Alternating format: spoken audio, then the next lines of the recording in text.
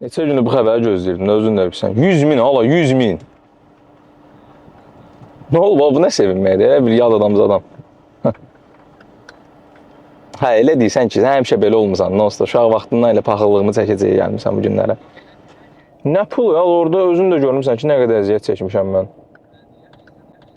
Oy, bля!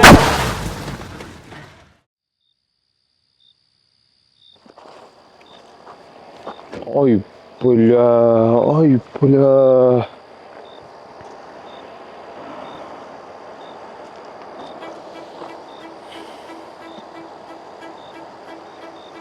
Nazim, hardasan? Tez bağa gəl, adam vurmuşam. Tez ol.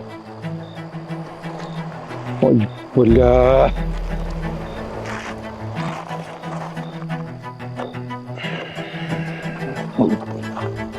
Bu nədir? Bilmirəm. Mən nə bileyim, adam vurmuşsan, neysə? Başa düşürəm, amma bir yadıma sal sənə mən niyə görə adı boy verdim? Sənə görə indi bu vəziyyətə düşdüm. Hə, yığmışam sənə xoş xəbərimi verim. Sən başladın paxıllıq eləməyə. Mən gəl heç səni yığmazdım. Buna görə də belə oldu elə. Neyəcəyik biz? Başqa çarə yoxdur, bastırmalıyıq. Yəni bağa da ona görə çağırmışam olsa sənə. Mən bundan sonra fikirləşənmərəm. İçəri gireyim, başıma min cür oyun gəlsin mənim. Başqa çarə yoxdur. Bağa bastıracaq yəni. Mütləq. Tut. Gecə lazım idi bu pox bizə. Nə danışsan dilimin altında? Nə var ya? Bir onu da eləyərəm. Bunu da eləyərəm. Qaqa, səndə olan pul məndə olsa, səndən çox şey eləyərəm. Pox da eləyənməzsən. Neçə kilo oldu, oğlum? Bizdə mən girim. Yavaş ol, yavaş. Tez bastıraq gedim mən.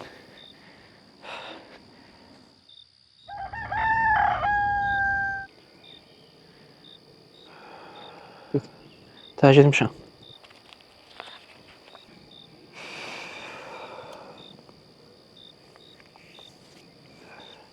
Gələcək gedək, hava da aydınlanır. Gel gələm mən. Neynirsən? Duasını oxuyun da. Sən dəlisən, öldürdün adam duasını oxuyursan sən. Gəl görün məndən, dəlisdir.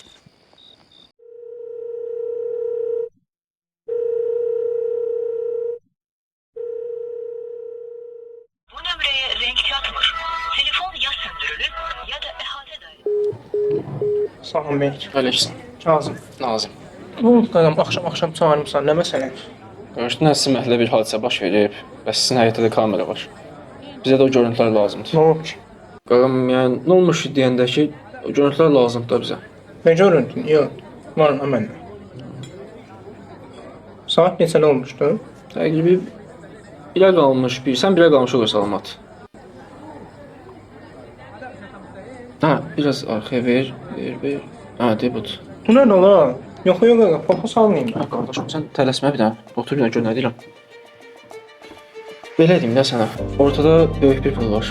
Yəni, əgər sən də razı olub görüntüləri bizə versən, sənin də pay vardasa, düşər də bir 20-25 min. Məsələn, mini məndən keçəcəksən. Belə deyək. 30 min bura, nağd. 30 min? Hə, 30 min, günü bu gün. Təkdir. Hə, Yaxşı. başqa məsələ.